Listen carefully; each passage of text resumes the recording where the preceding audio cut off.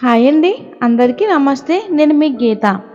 పట్నం అమ్మాయి, పల్లెటూరి అబ్బాయి పార్ట్ 39 స్టోరీలోకి వెళ్ళిపోదాం. ఎక్కడి నుంచి ఊడిపడుతుందంట ఈ మహాతల్లి? అదేంటమ్మా అలా అంటున్నావు? స్వయంగా మీ తమ్ముడు మనవరాలు కదా, 10 రోజులు ఉంటుందంట. తనతో పడాల్సిన పాటలు నువ్వే పడు అని అంటుంది చంద్రం. ఓ ఊపుకుంటూ విదేశాలకు వెళ్ళింది కదా, అక్కడ ఏ తెల్లతోలు పిల్లోడో కనిపించలేదా? ఎవరూ దొరకలేదా దీనికి? మళ్ళీ నా మనవడి చుట్టూ తిరగాలని ఇక్కడికి వస్తుంది. అసలే వీళ్ళిద్దరి మధ్య ప్రేమ పుట్టింది అని సంతోషించే క్షణంలో వీడు కాస్త ఫోన్ చేసి బాంబు పేల్చాడు. అది వచ్చి మళ్ళీ ఏం చేయబోతుందో. సంతోషంగా ఉండవలసిన వీళ్ళ జీవితాలు మళ్ళీ మొదటికి తీసుకొచ్చేలా ఉంది. ఏం చేయాలో అర్థం కావడం లేదు అంటూ ఆలోచిస్తుంది అనసూయమ్మ. ఏంటమ్మా అంత బుర్ర వేడెక్కేలా ఆలోచిస్తున్నావు? కాస్త జాగ్రత్త. ఏమైంది చంద్రం? మా అమ్మ అలా తిరిగేస్తుంది.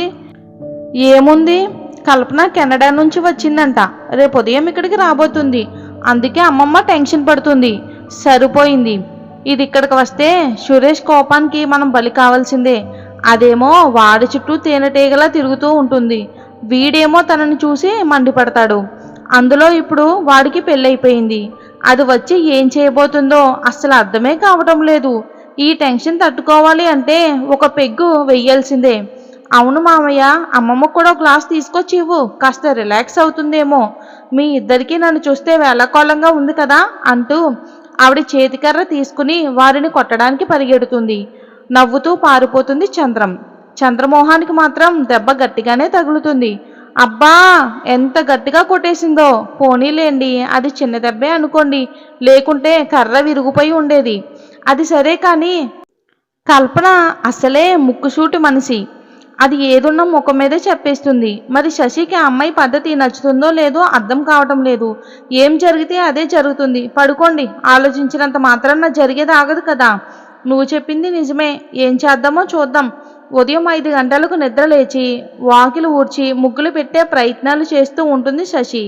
రోజు పొద్దుటే సురేష్ లేచేసరికి గుండెల మీద బరువుగా ఉంటుంది. కానీ ఎందుకో తేలిగ్గా అనిపించడంతో ఒక్కసారి పక్కన చెయ్యితో తడుముతాడు సురేష్. అక్కడ ఖాళీగా ఉంటుంది. వాష్రూమ్కి వెళ్ళిందేమో అనుకుంటాడు. ఇంకా తనకు నిద్ర పట్టకపోయేసరికి అలా చల్లగాలికి బాల్కనీలోకి వచ్చి కూర్చుంటాడు. కింద ముగ్గు పెడుతూ కనిపిస్తుంది శశి. అబ్బో, ఎంత బుద్ధి ఎక్కడి నుంచి వచ్చిందో. నార్మల్గా అయితే నేనే ట్రైనింగ్ ఇచ్చాను, టార్చర్ చూపించాను. ఇప్పుడు తనకు తానే అన్ని పనులు చేసుకుంటూ ఉంటుంది అని తన వైపు చూస్తాడు. పర్వాలేదు, అస్సలు ముగ్గు పెట్టడం రాని అమ్మాయి ముగ్గులు వేయడం కూడా నేర్చుకుంది. అలా ఉంటుంది మన ట్రైనింగ్ అంటే. మెల్లమెల్లగా ఇంట్లో వాళ్ళతో కూడా ఎలా ఉండాలో కూడా నేర్చుకుంటుంది. ఇక అత్తయ్య మామయ్యకి తన విషయం చెప్పాలి. వాళ్ళ మీద కోపం పోయేలా తప్పకుండా చెయ్యాలి అని అనుకుంటాడు సురేష్. అంత కష్టపడి ముగ్గు పెట్టి రంగులు కూడా వేసి పైకి లేచి ఆ ముగ్గు వైపు సంతోషంగా చూస్తుంది. మొదటిసారి కొద్దిగా పెద్ద ముగ్గు వేసింది.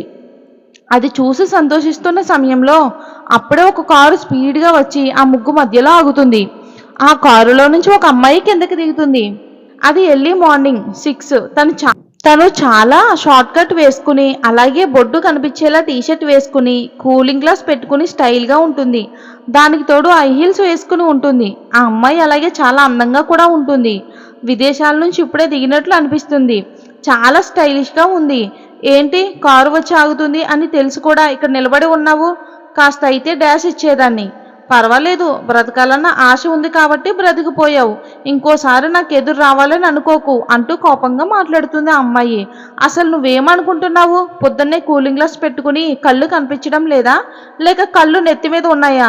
కష్టపడి ముగ్గు వేశాను, ఆ ముగ్గు మొత్తం నాశనం చేశావు. కాస్త కూడా కామన్ సెన్స్ లేదు నీకు. కనీసం సారీ చెప్పాలని కూడా లేదా? ఏంటి చాలా ఎక్కువ మాట్లాడుతున్నావు? మాట్లాడతాను, మాట్లాడే హక్కు నాకుంది. ఈ ఇంటి కోడల్ని కాబట్టి నన్ను ఎదిరించి మాట్లాడే అర్హత నీకు ఎక్కడి నుంచి ఉంది చెప్పు. ఓ నువ్వేనా మా సురేష్ బాబుని పెళ్లి చేసుకున్న మొగలాడివి అని అంటుంది ఆ అమ్మాయి. What you mean? అంటే నువ్వు డ్రామాకి వినివి అని చెప్తున్నాను. ఎక్కువ మాట్లాడితే మర్యాదగా ఉండదు అని అంటుంది శశి. ఎక్కువేంటి, చాలా ఎక్కువ మాట్లాడతాను. చూడటానికి పని మనిషిలా ఉన్నావు. నిన్నెలా పెళ్లి చేసుకున్నాడో మా బావ అర్థం కావటం లేదు. అంతా ముసలిది చేసిన పని అయి ఉంటుంది.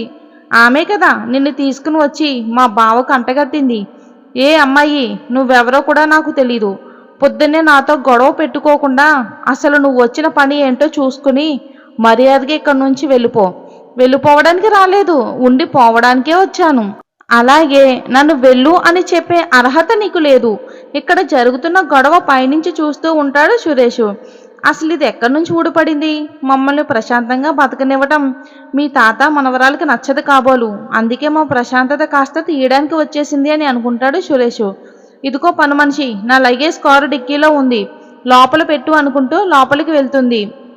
వచ్చి ముగ్గు నాశనం చేసిందే కాకుండా దీని లగేజ్ తీసుకుని వెళ్ళాలా అంటూ కోపంగా తన చేతిలో ఉన్న ముగ్గు కాస్త కారు మీద పోసి వెళ్తుంది శశి. లోపలికి వెళ్ళి సోఫాలో కూర్చుని, ఏంటి నా లగేజ్ పట్టుకు రాకుండా లోపలికి ఊపుకుంటూ వస్తున్నావు అని అంటుంది ఆ అమ్మాయి. ఈ ఇంట్లో ఎవరి పనులు వాళ్ళు మాత్రమే చేసుకోవాలి. ఇలా అడ్డమైన వాళ్ళకి సేవ చేయాల్సిన అవసరం నాకు లేదు. ఇంటికి వచ్చిన గెస్ట్ నేను. గెస్టులతో ఎలా బిహేవ్ చేస్తారో తెలీదా నీకు? గెస్ట్ బిహేవ్ చేసే దాన్ని బట్టే ఉంటుంది అవతల వాళ్ళ బిహేవియర్ కూడా. నువ్వు మాట్లాడే విధానం నాకు నచ్చలేదు అని అంటుంది శశి.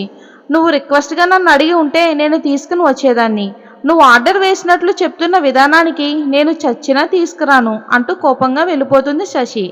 అప్పటికే బయట జరుగుతున్న గొడవకి అందరూ కూడా నిద్ర లేచి హాల్లోకి వస్తారు. ఏంటమ్మా తను వచ్చి రావడమే వదినతో గొడవ పడుతుంది అని అంటుంది సునీత. ఏం చేద్దామే, రామేశ్వరం వెళ్ళినా శనేశ్వరం తప్పదు అన్నట్లు మన వాడికి పెళ్ళి అయినా సరే మన పాలిట శనిలా అంటుకుంది. ఇక మనం మాత్రం ఏం చేయగలుగుతాం చెప్పు? ఏంటత్తా నన్ను చూసి కూడా పలకరించకుండా అమ్మా కూతుళ్ళు గుసగుసలాడుకుంటున్నారు? అయ్యో అలాంటిది ఏమీ లేదు కల్పన, ఎలా ఉన్నావు అని పలకరిస్తారు వాళ్ళు. నాకేంటి, కనిపిస్తున్నాను కదా ఎంత అందంగా ఉన్నానో, అంతే ఆరోగ్యంగా ఉన్నాను. అసలు మనిషి ఇంకా బయటికి రాలేదు, ఎంతసేపు పడుకుంటుంది? చేసిందంతా చేసేసింది కదా, నా భావని నాకు కాకుండా చేసింది కదా.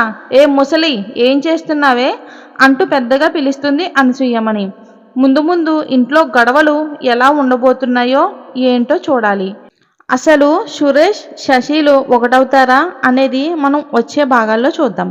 ఈ స్టోరీ మీకు నచ్చినట్లయితే దయచేసి ఒక లైక్ చేసి మన ఛానల్ని సబ్స్క్రైబ్ చేసుకోండి. మీరు ఇచ్చే లైక్ మాకు ఎంతో మోటివేషన్గా ఉంటుంది. అలాగే పక్కనే ఉన్న బెల్ ఐకాన్ని క్లిక్ చేయండి.